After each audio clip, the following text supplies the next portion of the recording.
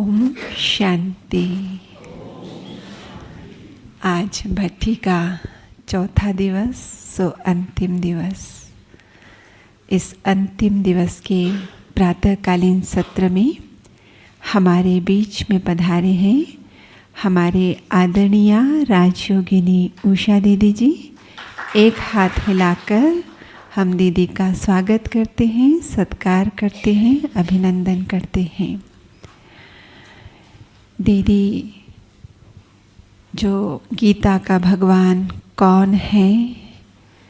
श्री कृष्ण नहीं, शिव। इस बात को सिद्ध करने में अपने भरसक प्रयास कर रहे हैं। ऐसी ईश्वर की अनमोल रतन का लौकिक और अलौकिक जन्म विदेश की धरनी में हुआ, वहीं पर पले बड़े हुए और फिर भारत देश में आए और यहाँ आकर 1980 में अपना संपूर्ण जीवन ईश्वरीय सेवाओं के लिए समर्पित किया।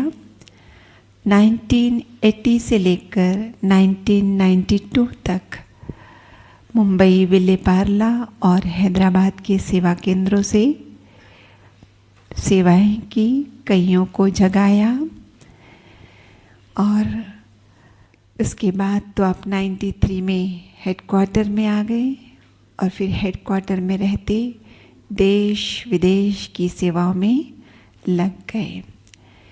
यहाँ पर SML की ट्रेनिंग कराई, जिस कारण से आप प्रसिद्ध हुए। कौन सी उषा बहन? SML वाली उषा बहन। फिर रामायण महाभारत का आध्यात्मिक रहस्य सबके सामने रखा, तो कौन सी उषा बहन? शास्त्रों का अर्थ बताने वाली उषा बहन, है ना। तो इस प्रकार से आपने समय समय पर बाबा के ज्ञान को वैरायटी रीति से बहुत सहज और सरल रूप में रखने का अपना प्रयास किया। तो आज भी हम आपके स्पष्टीकरण को, आपके प्रयास को समझेंगे कि जैसे कल दादी की पुण्यतिथि हमने मनाई, 14वीं पुण्यतिथि के रूप में 14 पॉइंट हमको अनमोल सौगात के रूप में मिले। उसमें 5वीं पॉइंट थी, जितना हम अंतर्मुखी बन मुख और मन का और मुख का मौन धारण करेंगे, उतना क्या होगा? उस स्थान का वायुमंडल लाइट और माइट से संपन्न होगा और उसका वहाँ के लोगों पर प्रभाव पड़ेगा। यही सूक्ष्म सकाश की सेवा है। तो आज हमारा सम्मान क्या है? मैं विश्व सेवाधारी सो विश्व कल्याणकारी आत्मा हूँ।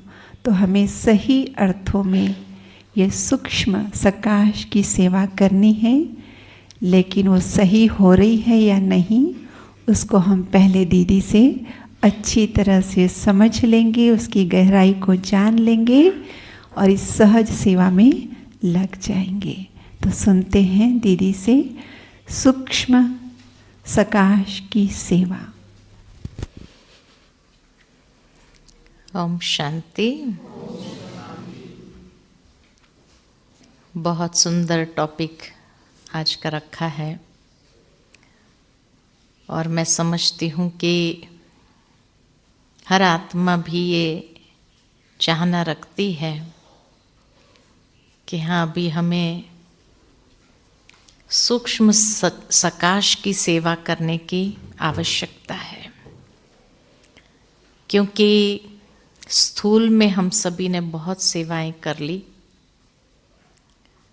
अनेक प्रकार से सेवाओं की विधि को अपनाया, लेकिन जो सूक्ष्म सकाश की सेवा, अब यही समय की पुकार कहो, समय की मांग कहो,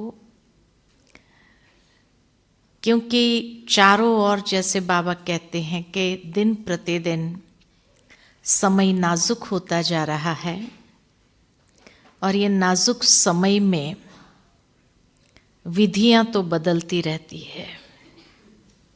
जिस तरह से बाबा के मिलन की विधि भी परिवर्तन हुई, इसी प्रकार सेवा की विधि भी बदलती जा रही है।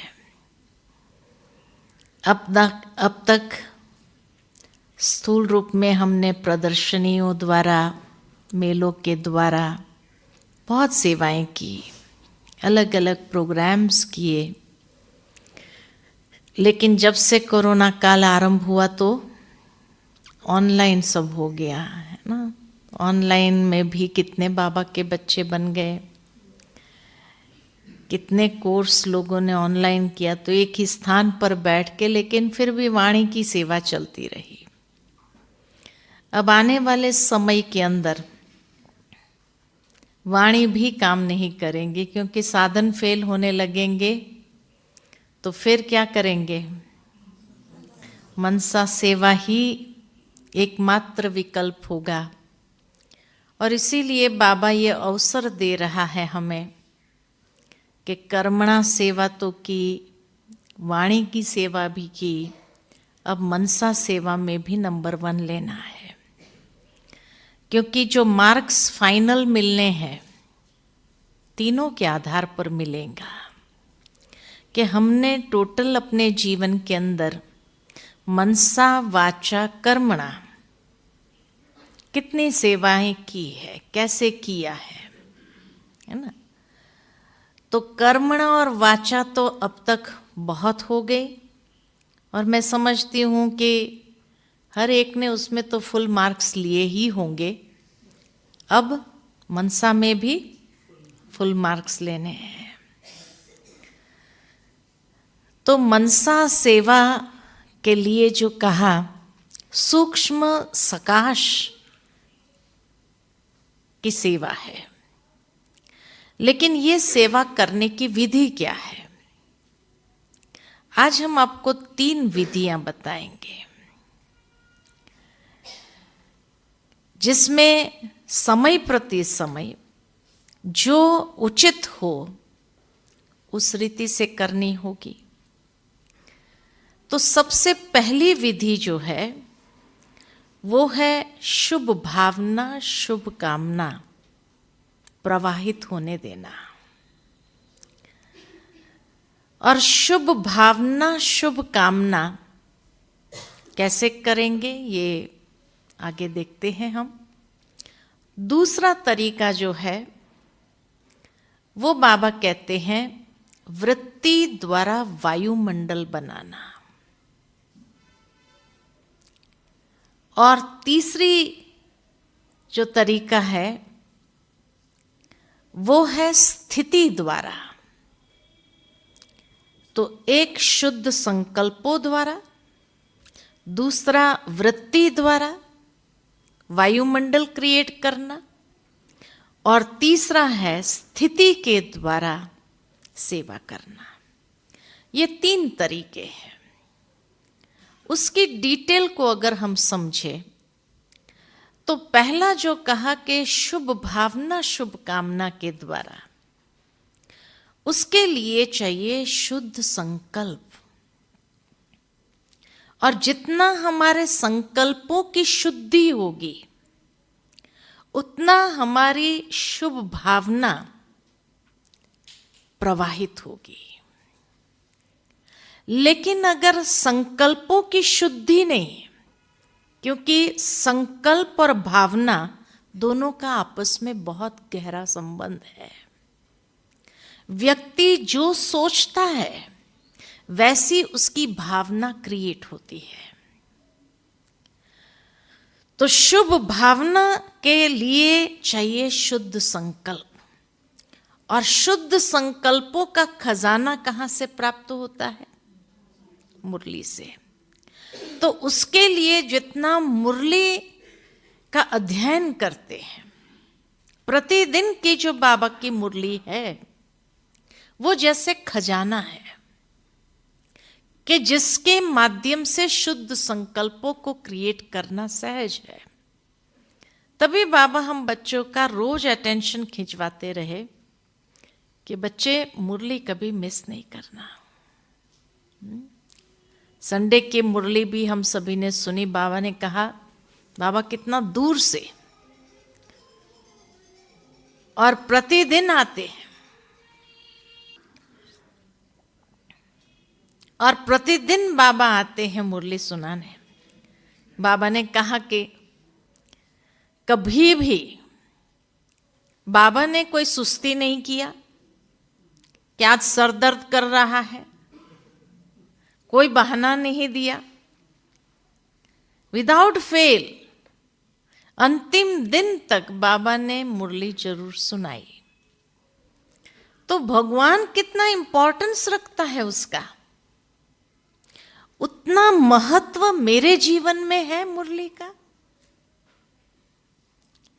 क्योंकि जितना मुरली का अच्छी तरह से अध्ययन करते हैं, उतना हमारे पास ये स्टॉक शुद्ध संकल्पों का बढ़ता जाता है और तब हमारी भावनाएं स्वतः प्रवाहित होगी।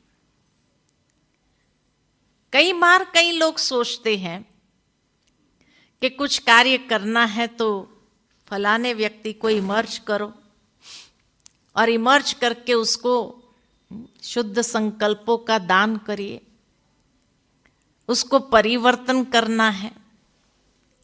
लेकिन रिजल्ट क्या मिलती है कि हमने इतने शुद्ध संकल्प उसके प्रति किए, इतनी शुभ भावना प्रवाहित किया, लेकिन फिर भी ये व्यक्ति में परिवर्तन ही नहीं आया। तब लास्ट में जाकर के बाबा को कहते हैं, बाबा आप इसके बुद्धि का ताला खोलो। बाबा को काम दे देते हैं कि मैंने तो बहुत कर लिया, अब मैं तो नहीं कर पाती हूं, मैं फेल हो गई इसमें। तो ये क्यों काम नहीं करता है और ये कैसे काम करेगा? अब मैं यहां से प्रवाहित कर रही हूं, है ना। माध्यम क्या है? संकल्पों की शक्ति है, राइट। और ये शक्ति के माध्यम से हम प्रवाहित कर रहे हैं, उस तक पहुंचे, कोई आत्मा तक पहुंचे। लेकिन उसकी बुद्धि कितनी एंगेज है, कितनी जगह एंगेज है, तो आपका वो रिसीव ही नहीं कर रहा है। इसीलिए, और सही पूछो तो जो हम प्रवाहित कर रहे हैं उसमें भी शुद्धि कितनी है? क्योंकि प्रवाहित करते करते क्या हो जाता है,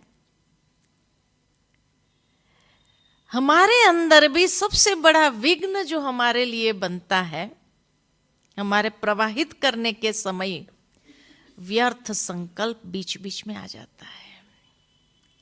इसलिए बाबा कहते हैं ये व्यर्थ भी एक प्रकार की इंप्योरिटी है।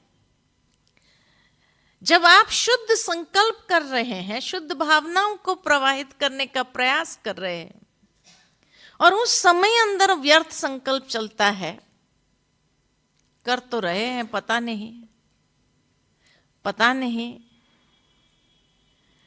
ये सुधरेगा नहीं सुधरेगा, पता नहीं मेरा पहुंच भी रहा है नहीं पहुंच रहा है। तो ये जो व्यर्थ है वो उस चीज के लिए जैसे बैरियर लगा देता है और उसको पहुंचने नहीं देता है।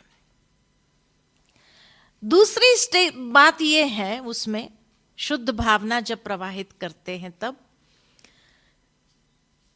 एक तो व्यर्थ आ जाता है। दूसरी बात कि अगर मेरी इंटरनल स्टेज इतनी पावरफुल नहीं है,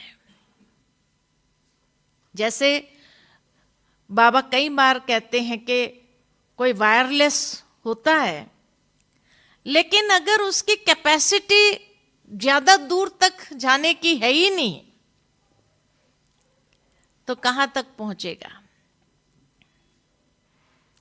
उस आत्मा तक पहुंचता ही नहीं है, बीच में ही वहां तक ही पहुंचता है। इतना पावर ही नहीं है उसके अंदर जो उसको दूर तक पहुंचा सके।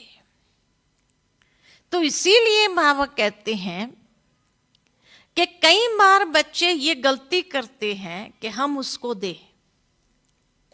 नहीं, आप नहीं दे सकेंगे। अब 0 वॉट का बल्ब होगा तो कितना प्रकाश देगा वो बाहर तक तो प्रकाश फैलाएगा नहीं। अच्छा, 10 वॉट का बल्ब होगा, वो भी कहां तक फैलाएगा? 100 वॉट का होगा तो भी कहां तक, एक कमरे तक फैलाएगा। ठीक है ना? तो मेरी पावर कितनी है जो मैं उस आत्मा को, क्योंकि उसकी नेगेटिविटी की पावर भी बहुत हाई है ना? तो इसीलिए जो है हमारा टाइम वेस्ट हो रहा है। ये सूक्ष्म जो मनसा सेवा हम कर रहे हैं, जब वो पहुंच ही नहीं रही है तो टाइम वेस्ट हो रहा है। इसलिए इसका सही तरीका ये है कि हम अपने सूक्ष्म अव्यक्त फरिश्ते स्वरूप से सूक्ष्म वतन में जाएं। वहां जिसको भी मुझे पहुंचाना है, मैं वो संकल्प बाबा को दे दूं। बाबा तो पावर हाउस है ना, उसकी पावर और मेरी पावर में तो अंतर होगी। जब मैं ये संकल्प बाबा को दे देती हूं और बाबा से उस आत्मा को दिलाओ, मैं दे रही हूं नहीं, मेरा कनेक्शन है, तो मोह भी आएगा, लगाव भी आएगा, तो विकार भी अंदर ऐड हो रहे हैं ना। तो इसीलिए ये हमारा जो सूक्ष्म मनसा सेवा का कार्य करने नहीं दे रहा है, क्योंकि उसमें कई नेगेटिविटी, कई अशुद्धि मिक्स हो रही है। चाहे मोह का विकार उसमें ऐड हो रहा है, लगाव का हो रहा है, ये सब उसमें ऐड हो रहा है। और जब सब उसमें ऐड हो रहा है तो उस तक वो पहुंच ही नहीं रहा है। इसीलिए जब मैं बाबा को दे देती हूं, बाबा पावर हाउस है, बाबा के सब बच्चे हैं, बाबा से दिलाओ उस आत्मा को, अर्थात उस आत्मा को भी वतन में इमर्ज करे बाबा के सन्मुख। जैसे आप कभी कोई व्यक्ति को मिलाते हैं, किसी बड़ों से मिला रहे हैं, मानो दादियों से मिलाना है, तो हम क्या कहते हैं? बाबा या दादियां, ये आत्मा है। परिचय दे देते हैं। परिचय देने के बाद आप साक्षी हो जाओ।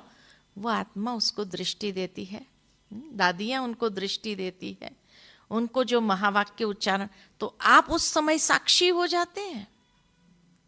और साक्षी होकर के उस समय आप निस्वार्थ भाव से शुभ भावना को प्रवाहित करते हैं।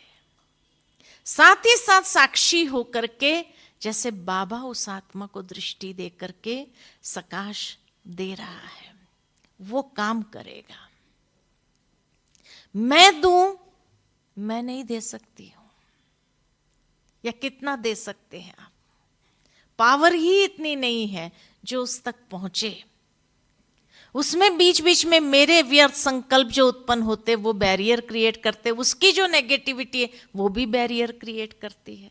तो इसीलिए पहुंचने में मुश्किल होती है या पहुंचती ही नहीं है। लेकिन जब हम फरिश्ता स्वरूप में स्थित होकर के वतन में बाबा के सामने बैठते हैं, बाबा को परिचय देते कि ये आत्मा है, इस जन्म में मेरा ये संबंध है, क्योंकि हर जन्म में तो हमारा संबंध नहीं रहा है, और अगर रहा भी होगा तो भी हमें मालूम नहीं किस रूप में रहा होगा। तो क्या होगा कि जब इस रीति से हम बाबा के सामने उसका परिचय करते हैं, तो मेरापन समाप्त हो जाता है उस आत्मा के साथ में। ये भी बाबा के ही बच्चे हैं, ये भावना जागृत, तो ये शुद्ध भावना है कि ये आत्मा भी परमात्मा की संतान है और इस आत्मा का भी कल्याण हो, ये हमारी शुद्ध भावना है।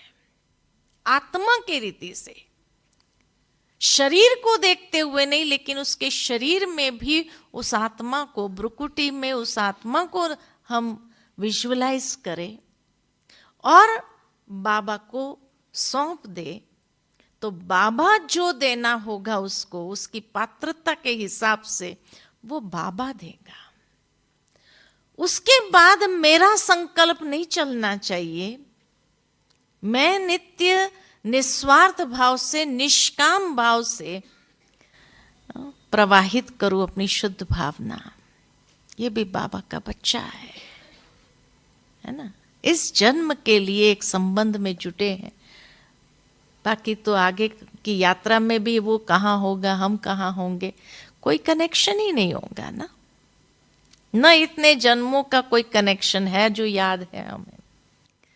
तो एकदम डिटैच्ड जिसको कहा जाए, और जब ऐसे न्यारे और प्यारे होकर बाबा को सौंप देते हैं तो उस समय बाबा उसको जरूर देता है, क्योंकि आपने बाबा के सन्मुख उसको इमर्ज किया है, इसलिए बाबा उसको दे। तो ये शुद्ध संकल्पों के माध्यम से शुद्ध भावना और शुभ कामना, ये पहले प्रकार की सेवा है, मनसा सेवा। दूसरे प्रकार की जो सेवा कही वो है वृत्ति द्वारा वायुमंडल।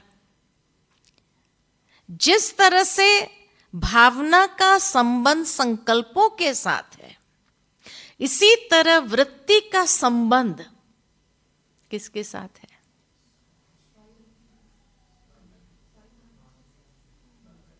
वृत्ति का संबंध दृष्टि के साथ है। कहते हैं ना, इसकी दृष्टि वृत्ति, दृष्टि के साथ वृत्ति का बहुत गहरा संबंध है। यह भी सूक्ष्म स्तर की है, फिर भी संकल्प तो स्थूल है, महसूस होता है, लेकिन वृत्ति जो है बहुत सूक्ष्म स्तर पर चली जाती है, लेकिन उसका भी स्थूल के साथ संबंध है, और वो है दृष्टि। व्यक्ति जो देखता है, जिस एंगल से देखता है, वही उसकी वृत्ति के अंदर बात समा जाती है। अगर देखने का दृष्टिकोण पॉजिटिव है तो हाँ, अच्छी वृत्ति हमारी क्रिएट होगी। लेकिन अगर देखने का दृष्टिकोण हमारा नेगेटिव है तो फिर हमारी वृत्ति उसके प्रति, उस आत्मा के प्रति भी, या टोटल जो हमारी वृत्ति से वाइब्रेशन निकलते हैं, वो वाइब्रेशन नेगेटिव होंगे। तो इसीलिए ये बहुत सूक्ष्म स्तर की सेवा है, वाइब्रेशन की सेवा। विज्ञान ने अब इस बात को समझा है कि हाँ, हर इंडिविजुअल, हर एक व्यक्ति के आसपास या हर एक व्यक्ति से वाइब्रेशन निकलते हैं। किसी के पॉजिटिव वाइब्रेशन होते हैं, किसी के नेगेटिव वाइब्रेशन होते हैं, लेकिन वो वाइब्रेशन से उसका एक ऑरा तैयार होता है, उसके चारों ओर एक प्रभा मंडल तैयार होता है, और जितना ये रिलीज होता जाता है वाइब्रेशन, ये प्रभा मंडल से भी, उतना वो वायुमंडल को क्रिएट करता है। तब कहा कि वृत्ति द्वारा जो वाइब्रेशन निकलते, उससे वायुमंडल क्रिएट होता है। जिसको अगर स्थूल एग्जाम्पल देते हुए अगर हम समझाएं आपको, तो जैसे आप कोई ऐसे जगह से निकलते हैं जहां मानो कि केमिकल की फैक्ट्री हो, तो उसकी जो बदबू होती है पूरे वातावरण के अंदर ऐसी फैली हुई होती है कि आप भले ऐसी गाड़ी में जा रहे हो तो भी उस गाड़ी के अंदर वो वाइब्रेशन आ जाते हैं और आपको बदबू की फीलिंग आती है कि कितने पावरफुल जहरीली ये गैस है वातावरण के अंदर, ये महसूस होता है। ठीक इसी तरह से हमारे पॉजिटिव वाइब्रेशन या नेगेटिव वाइब्रेशन जितनी पावर से हम उसको रिलीज करते हैं तो पूरा वायुमंडल उस हिसाब से बनने लगता है। जैसे आप किसी के घर में जाओ जहां मान लो कि प्रतिदिन झगड़ा होता हो उस परिवार के अंदर, वहां जाने के बाद भी आप बैठेंगे तो आपके अंदर आता है चलो जल्दी उठे यहां से, उठे यहां से, रिपल्शन एक आता है। लेकिन आप उस वातावरण से मधुबन के वातावरण में आए तो क्या महसूस होता है? और 2 दिन रहने को मिल जाता, 3 दिन की भट्ठी के बदले 5 दिन की भट्ठी हो जाती है ना। ये वातावरण जो है ये आकर्षित करता है, जिसके अंदर एक प्रकार का मैग्नेटिज्म है। क्योंकि लंबे समय से जो यहां भट्ठियां चल रही है, योग चल रहा है, बाबा की कर्म भूमि रही है, दादियों की कर्म भूमि रही है, तो वो वाइब्रेशन जो है वो बना हुआ है, जो वायुमंडल के अंदर फैल गया है। और इतना वो पावर वाला है, हाई पावर का है, जो बैठते हैं तो भी लगता है बैठे रहे। बाबा के कमरे में जाओ, झोपड़ी में जाओ, लगता है बैठे रहे, खुशी मिलती है, चार्ज हो रहे हैं, ये फील होता है। कभी भी आप जाओ आपको लगता है बैठे रहे और बैठे हैं, है ना। ये 3 दिन कैसे लगा? बहुत जल्दी पूरा हो गया नहीं? क्योंकि अच्छा जहां था, इतना आनंद आ रहा था, अतीन्द्रिय सुख का अनुभव हो रहा था, तो ऐसा लगा समय कितना फास्ट चला गया। और वही अगर कोई दूषित वातावरण में आप चले जाओ, कब निकले यहां से, कब निकले यहां से, ये होगा, है ना। तो वृत्ति के द्वारा जो वाइब्रेशन है, वो वाइब्रेशंस जितना हमारा शुद्धि का होगा, तो जो अंतिम समय आत्माएं आएगी वो दूर से उस शुद्ध वातावरण की ओर जैसे आकर्षित होंगी और कहेगी हमें अंजलि दे दो। जिसको बाबा कहते हैं आप लाइट हाउस माइट हाउस बन जाएंगे। और लाइट हाउस माइट हाउस बन करके जो पहले वाली शुद्ध भावनाओं की जो सेवा की वो फरिश्ता स्टेज से है ना। लेकिन ये जो वृत्ति द्वारा वाइब्रेशन की सेवा है, ये लाइट हाउस माइट हाउस बन करके जैसे लाइट चारों ओर फैल रही है वातावरण के अंदर, इस प्रकार की लाइट और माइट जैसे फैल रही है, इस तरह की हमारे अंदर से भी वो लाइट और माइट की सकाश जैसे चारों ओर फैल रही है, ये फीलिंग आएगी। हमें भी फील होगा कि हम लाइट हाउस माइट हाउस है। और जो उस वायुमंडल में आ गई आत्मा, जहां तक हमारा वो वाइब्रेशन पहुंच रहा है, उस प्रभा मंडल में भी आ जाती है, तो भी उसको सुकून का अनुभव होगा। जैसे कई बार भाई बहनें जो जॉब करते हैं वो अनुभव सुनाते हैं कि हम जब अपने कार्य क्षेत्र पर जाते हैं तो हमारे साथ काम करने वाले लोग भी ये महसूस करते हैं कि आपके पास आकर जब बैठते हैं ना तो बड़ा अच्छा लगता है। कहते हैं ना आपको कि आपके पास आकर बैठने में भी हमें अच्छा लगता है। तो ये बताता है कि आपके वाइब्रेशन जो है वो काम करते हैं। और इसीलिए बाबा भी हम बच्चों को कहते हैं कि बच्चे हमेशा एक पॉजिटिव दृष्टि और दृष्टिकोण जितना आपका रहेगा, उतनी आपकी आंतरिक वृत्ति का शुद्धिकरण हो जाएगा। इसीलिए बाबा हमें अलग अलग दृश्य दिखाते हैं। मुरली के माध्यम से भी हमें अलग अलग दृश्य दिखाते। कभी बाबा सतयुग की बातें करके वो दृश्य दिखाता है, कभी बाबा परम धाम में बाबा को याद करो करके वो दृश्य दिखाता है, कभी बाबा हम बच्चों को कहते हैं कि वतन में आ जाओ बच्चे, मेरे साथ बैठो, वो दृश्य दिखाता है ना। कभी कहेंगे 5 स्वरूप, ये 5 स्वरूप दृश्य के रूप में है। कभी कहेंगे 4 धाम की यात्रा करो। ये अलग अलग दृश्य जो बाबा ने दिखाए हैं मुरली के माध्यम से, ताकि जितना इन दृश्य को हम अंतर चक्षु से भी देखते जाएंगे और जितना उसको देखते जाएंगे उतना हमारी वृत्ति वैसी बनने लगती है। और वो वृत्ति जैसी जैसी बनती जाती, उसका प्रमाण कि वो वाइब्रेशन ऐसा रिलीज करती है। जो देखा, देख करके जो लिया अंदर, वृत्ति बनी और वो वृत्ति से वो रिलीज होते हैं वाइब्रेशन के रूप में।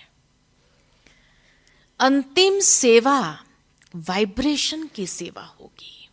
आपको मुख से बोलने की भी आवश्यकता नहीं पड़ेगी। आप किसी को दृष्टि देंगे तो वो फील होगा, है ना। जैसे मधुबन में हम देखते हैं जो भाई बहनें आते हैं, कई बार कहते हैं दीदी बस दृष्टि दे दो, है ना। उनको वचन भी नहीं चाहिए, कुछ बातें भी नहीं चाहिए, क्लासेस भी नहीं चाहिए, कहेंगे बस दृष्टि मिल जाए, है ना। और जब दृष्टि मिलती है तो उससे भी जैसे भरपूर होते जाते हैं। बड़ी दादी को आज भी सब लोग याद क्यों करते हैं, है ना। क्योंकि एक तो जैसे कहा उनकी शुद्ध भावना प्रवाहित होती थी, जिसको भी मिलते थे वो फील करते थे, उनकी भावना के वो फील होती थी आत्मा को। और इसी तरह दादी जब दृष्टि देती थी तो वो दृष्टि के अंदर जैसे पावर होती थी। गुलजार दादी दृष्टि देती थी तो ऐसा लगता था जैसे बाप दादा ही दृष्टि दे रहा है। आज भी दादी के फोटो से भी वो दृष्टि लेते हैं तो भी महसूस होता है कि जैसे बाबा की दृष्टि हमें मिल रही है ना। ये है वृत्ति द्वारा वाइब्रेशन, जो वाइब्रेशन दृष्टि से भी रिलीज हो रहे हैं, जो हमारे जिसको कहा जाए प्रकंपन। ये प्रकंपन जो फैल रहे हैं ये आने वाले समय में, तो इसमें हमें ये अपने आप में चेकिंग करना है कि मैंने अंदर में कितना पॉजिटिव दृष्टिकोण के माध्यम से हर एक दृश्य को समाया है। बाबा के कुछ दिनों से जो वरदान चल रहे हैं ना, उन वरदान के अंदर बाबा एक बात जैसे प्रतिदिन ध्यान गया कि नेगेटिव को पॉजिटिव में कैसे बदलना है। कोई आपके लिए अनुचित वाइब्रेशन भी क्रिएट कर रहे हैं या निंदा कर रहे हैं, ग्लानि कर रहे हैं। कल ही मैं बाबा की एक मुरली पढ़ रही थी तो बाबा कहे कि मान लो कि कोई निंदा कर रहा है आपकी, आपने सुना, क्या याद आता है? बाबा याद आता है ना। तो उस आत्मा को थैंक्स दो, तुमने मुझे बाबा की याद तो दिलाई, है ना। कितना बाबा का वो पॉजिटिव ये था कि वो निंदा कर रहे हैं ये नहीं देखो, लेकिन निंदा करते हुए बाबा इस आत्मा की भी बुद्धि ठीक हो, यही हमारे अंदर से निकलता तो बाबा की याद तुरंत आई ना। तो मेरा तो जमा हो गया, तो मेरा जमा हुआ तो मैं उस आत्मा के प्रति भी यही कल्याण की भावना जागृत करती हूं। ये नहीं कि किसी ने आके मुझे सुनाया कि ये आपकी निंदा कर रहे, मैं भी निंदा करना चालू कर दूं, है ना। तो इसीलिए बाबा कहे कि हर प्रतिदिन के वरदान के अंदर द्वारा भव, विधि भी है और उसका फाइनल स्वरूप भी है। और उसमें एक्सप्लेनेशन जो आता है, जो विस्तार होता है, उसमें आप यही देखेंगे कैसे इसको परिवर्तन करना है। नेगेटिव है उसको पॉजिटिव में कैसे बदलना है, ये पूरी विधि बाबा ने प्रतिदिन के वरदान के अंदर स्पष्ट की हुई है। और जब उसको उस रूप से देखेंगे तो आज का दिन मुझे क्या करना है, मुझे वो चीज वरदान से मिल जाएगी, है ना? उसको कहते हैं वृत्ति द्वारा वाइब्रेशंस। ऐसे रिलीज हो जो नेगेटिव हो उसको भी हम पॉजिटिव बना सके, इतना मेरे अंदर की पॉजिटिव वृत्ति हो, है ना। दुनिया के अंदर जिस वृत्ति को कहा जाता है एटीट्यूड, और एटीट्यूड के लिए आज के मैनेजमेंट के लोग भी, मैनेजमेंट की दुनिया में भी अगर देखा जाए तो 100% दिया है ना। कोई व्यक्ति कहते हैं आपको सक्सेसफुल होना है तो क्या क्या करना चाहिए, तो किसी ने कहा हार्ड वर्क। तो हार्ड वर्क जो है उसका टोटल किया गया, अल्फाबेट होता है ना 1 से 26, तो 1 से 26 करो आप, उसमें HA हार्ड वर्क जो है, जो सारा, तो उसका जो नंबर आता है वो नंबर का टोटल करो, 95 के 96 होता है, माना कंप्लीट नहीं, परफेक्शन नहीं होता है। दूसरा किसी ने कहा टीम वर्क, तो वो भी कंप्लीट नहीं होता है। किसी ने कहा कुछ कहा, वो भी कंप्लीट नहीं होता। लास्ट में आता है एटीट्यूड, एटीट्यूड का टोटल करो 100। तो अगर आपको 100% सक्सेस चाहिए कोई चीज में, तो एटीट्यूड को सही रखना बहुत आवश्यक है। इसलिए कहा जाता है कि व्यक्ति का जैसा एटीट्यूड होता है वैसा ही उसका अल्टीट्यूड होता है। एटीट्यूड और अल्टीट्यूड कहा जाता है मैनेजमेंट के अंदर। जैसा आपका एटीट्यूड है, अल्टीट्यूड माना इतनी ऊंचाई, ऊंचाई पर आप जाएंगे, तो एटीट्यूड अगर 100% है, पॉजिटिव है, तो उतनी ही आपकी ऊंचाई के ओर जाने की कोई रुकावट नहीं हो सकती है।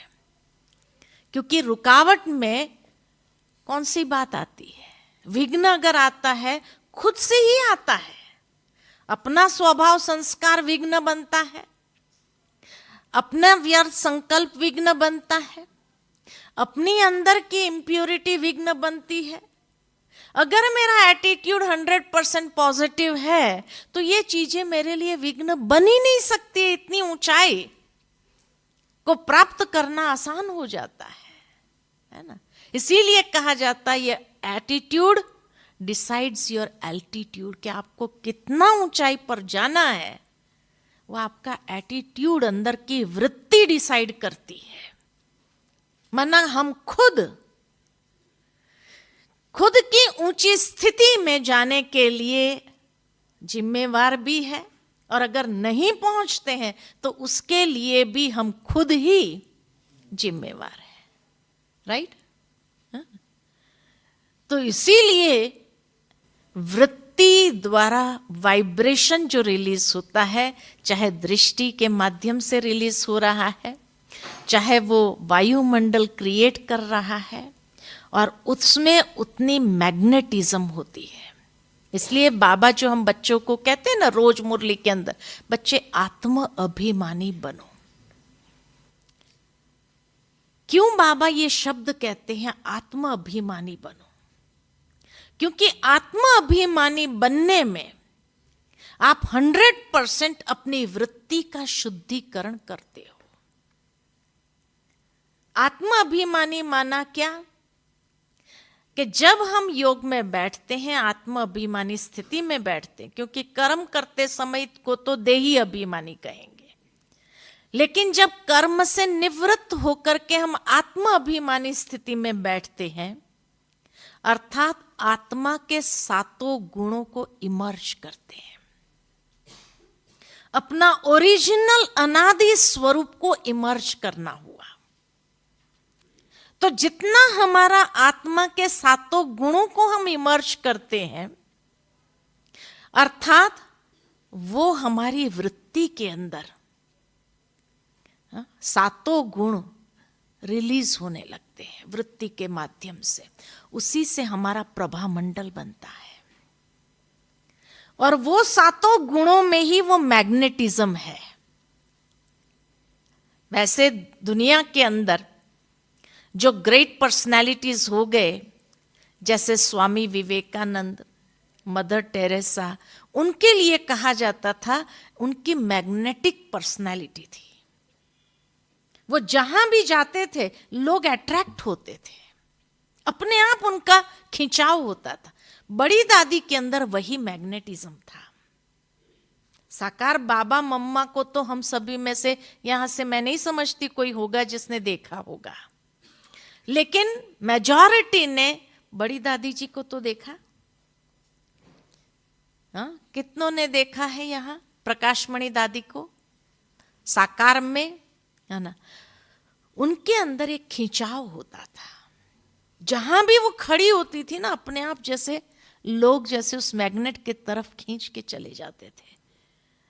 आज भी उनके चित्र में भी वो खिंचाव है, वो अट्रैक्शन है, क्योंकि दादी के अंदर की वृत्ति में कभी भी कोई भी प्रकार की इम्प्योरिटी ही नहीं थी। इसीलिए ये मैग्नेटिक पर्सनैलिटी, वो खिंचाव, तो अगर दादी में हो सकता है तो हम सब में नहीं हो सकता है। लेकिन उसके लिए मुझे बार बार आत्म अभिमानी स्थिति में जाने का अभ्यास करना होगा। जितना ज्यादा उसका हमारा अभ्यास होगा, उतनी हमारी कंप्लीट पर्सनालिटी चेंज होती जाएगी। और वृत्ति के द्वारा वायुमंडल क्रिएट हो जाएगा। बड़ी दादी के लिए हमेशा ये बात सुनते थे, वो जहां जाती थी ना पूरा वातावरण चार्ज कर देती थी, है ना? मधुबन के आंगन में भी वो खड़ी हो जाती थी, जैसे जो भी आने जाने वाला होता था, अक्सर दादी का ये रहता था। 12 बजे तक तो दादी फ्री हो जाती थी अनेक कारोबार से। 12 साढ़े 12 बजे आकर के बाहर थोड़ी देर बैठती थी, और उसी समय भोजन का टाइम होता था। सभी भाई बहनें जो भोजन पर जाने वाले या भोजन करके आने वाले, अरे एक का खिंचाव ऐसा होता था कि मधुबन का आंगन हमेशा जैसे भरा रहता था, कभी खाली नहीं देखा हमने। क्यों? क्योंकि दादी खड़ी है, भरा हुआ है, माना दादी खड़ी है, वहां दादी है जरूर, है? तो इसी तरह की मैग्नेटिक पर्सनैलिटी हम अपनी भी क्रिएट कर सकते हैं। और ये अंतिम समय की, जहां हम होंगे वहां इतना मन हल्ला गुल्ला होगा, तो हमारी वृत्ति से उन आत्माओं को अंजलि मिलेगी। तीसरा जो कहा वो है स्थिति। और स्थिति कैसे बनेगी, उसका कनेक्शन किसके साथ है? जैसे कहा, संकल्पों का कनेक्शन भावनाओं के साथ है, दृष्टि का कनेक्शन वृत्ति के साथ है, ऐसे स्थिति का कनेक्शन स्मृति के साथ है। जैसी स्मृति वैसी स्थिति। तो हमारी स्मृति के अंदर क्या चीज आ रही है? कौन सी स्मृति है हमारी? बाबा हमेशा इसीलिए कहते हैं स्मृति स्वरूप बनो, क्योंकि जितना हम स्मृति स्वरूप होते हैं उतना समर्थ स्वरूप बनते जाएंगे। और स्वरूप और स्थिति हमारी जितनी ऊंची है, उतना बहुत दूर तक वो सेवा करेगी, वो सकाश देने का काम करेगी। स्वरूप और स्थिति ये अंतिम समय लोगों को साक्षात्कार कराएगी। स्वरूप का भी साक्षात्कार होगा हमारी स्थिति के कारण। तो इसीलिए बाबा कहते हैं हजारों माइल दूर बैठे भी लोगों को आपका साक्षात्कार होगा। वृत्ति द्वारा वाइब्रेशन है वो वायुमंडल, वो वहां की आत्माओं का सेवा करेगी।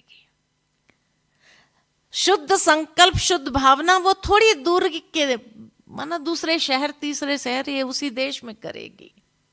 लेकिन जो स्थिति और स्वरूप द्वारा साक्षात्कार होगा वो 7 समंदर पार होगा, उसको भी अनुभव होगा। जैसे कई विदेशी भाई बहने आते हैं ना, उनको दादी जानकी का साक्षात्कार होता था। कहते ये बुजुर्ग महिला हमारे उसमें आई थी, हमें दिखाई दी थी, सपने में आई थी। तो इसीलिए कहा कि जैसी व्यक्ति की स्मृति होगी और जितनी हमारा स्मृति स्वरूप होगा तो समर्थ स्वरूप, और वो समर्थ स्वरूप ही अनेकों को अनुभव कराएगा। दूर दूर तक भी लोग होंगे, उसको भी फील होगा कि कोई ऐसा पैगंबर आया है, कोई ऐसा मैसेंजर आया है जिसने मुझे ये मैसेज दिया। तो आपकी स्थिति जैसी होगी वो मैसेज देने का कार्य करेगा। इसीलिए सूक्ष्म जो वाइब्रेशन है वो दूर दूर तक पहुंचते हैं अपनी स्थिति के द्वारा। तो स्थिति कितनी पावरफुल होनी चाहिए, और स्थिति पावरफुल तब होगी जब पहला स्टेप संकल्प, भावनाएं शुद्ध होंगी, दृष्टि वृत्ति शुद्ध होंगी, उतना ही हमारा स्थिति हमारी ऊंची होती जाएंगी, और स्थिति ऊंची तो स्वरूप ऐसा होगा जो दूर दूर तक लोगों को वो साक्षात्कार कराएगा। कोई सफेद वेशधारी आया था जिसने मुझे कहा फलानी जगह जाओ, और मैं बाबा के घर तक पहुंचा। ये अंत में आपके सामने लोग आएंगे, कहेंगे आप ही आए थे, आप ही आए थे मेरे, और मैं इतने दूर से आई, है ना, इतना दूर से आई। तो इसीलिए कहने का भावार्थ मेरा ये है कि जो सूक्ष्म सकाश देने की सेवा है उसकी विधि ये 3 प्रकार से है। टाइम हो गया है इसलिए मैं एक्सटेंड नहीं करती हूं, आप लोग इसके ऊपर और चिंतन करना, ठीक है? थोड़ा होमवर्क तो देना चाहिए ना। अच्छा, ओम शांति। बहुत सुंदर, होमवर्क भी मिल गया। खुद का भी तो मनन चिंतन चाहिए ना। हम कितना ही सुनते रहे लेकिन अगर अपना नहीं घोटा तो सब ऊपर से चला जाएगा, है ना, सिर्फ अच्छा अच्छा कहते तक रह जाएगा।